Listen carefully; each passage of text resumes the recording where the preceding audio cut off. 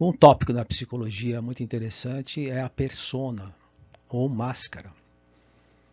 Quando nós construímos um ego ideal, uma imagem, para que haja uma adaptação e para que possamos corresponder às expectativas dos membros, dos grupos, a família, trabalho, sociedade, enfim, igreja, e que acaba criando um conflito interno muito grande, podendo levar a pessoa ao desespero, como é o caso clínico aqui. Então, é interessante começar com esse foco de que a persona, na imagem ali, a ruptura, a cisão, a divisão, e a máscara que acaba sufocando a própria identidade da pessoa, porque você busca sempre corresponder, nesse processo gera uma tensão interna muito grande, e a pessoa não tem consciência e pode até nem lembrar mais, esquece, né, da própria identidade. Então, vira uma pessoa dissociada, não consegue estabelecer um contato afetivo saudável e acaba gerando um conflito interno e, consequentemente, um conflito externo com o próprio grupo. E nesse caso clínico, é interessante observar como a paciente, do ponto de vista da paciente, no relato da paciente, sempre certamente voltada aos fatos e acidentes que ocorrem do lado de fora, da percepção dela, a causa está sempre fora. Ela não consegue mais perceber nela mesma a causa do problema, que ela criou de uma forma inconsciente. Então ela cita ali a questão do conflito conjugal, né, sempre chorosa, enfim. A culpa, o sentimento de culpa que vem sempre com a necessidade de punição de alguma forma. Então é dessa forma que a paciente começa a relatar a situação.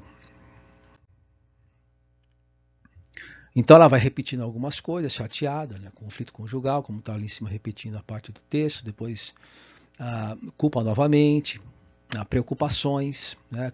Talvez com a realidade imediata, né? As questões mais práticas, a responsabilidade, perdendo o prazer em executar as tarefas domésticas, né? De hábito.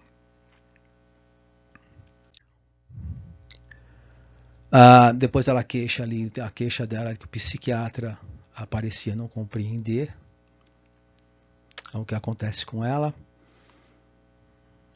E aí ela é irritada, ela grita, ela berra o tempo todo, né? E descreve como as pessoas, os profissionais, não tivessem empatia. Depois da questão religiosa, né? Pouca fé, enfim, uma questão que ela cita do pastor. Novamente a questão moral pressionando a máscara, né? Depois ela relata ali a separação, o divórcio dos pais. Mais um elemento que ela traz.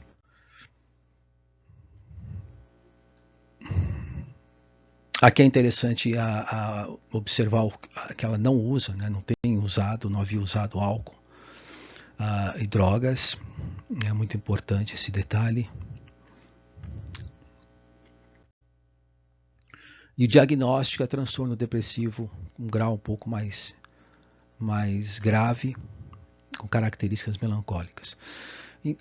O que acontece aqui na discussão é que não há uma alusão, né, uma citação, uma referência às questões inconscientes, né? Porque primeiro você esquece, depois você esquece que esquece. Então, essa é a grande a descoberta do Freud na psicanálise, de que, embora obliterado, esquecido esse aspecto da personalidade, ele continua funcionando e buscando uma forma de se manifestar e romper na consciência. Então, essas reações, né, a questão dela estar irritada, sempre irritada, e o sentimento de culpa excessivo, porque ela não conseguia mais representar esse papel e corresponder às expectativas, como esposa, enfim, ela não percebe que essa tensão afetiva é que está causando todo esse problema. Né? Então, citando Sartre, né, o sofrimento que nós falamos nunca é o mesmo que sentimos. Então essa deveria ser ou deve ser o foco, né, a percepção de que é o fator inconsciente é que está determinando esse conjunto de sintomas. Então é interessante observar que, embora a questão do divórcio dos pais seja um fator extremamente relevante, mas ao mesmo tempo é interessante observar que o que determina, né, esse desespero da paciente, esse grau de depressão e melancolia é justamente o conflito interno em relação à máscara, que ela pode até acabar se identificando, né, identifica-se com essa máscara, que ela não consegue mais tirar do rosto. Esse é o foco, essa é a causa dos sintomas que a paciente apresenta. Não existe uma causa determinante, causação externa, mas sim esse conflito interno.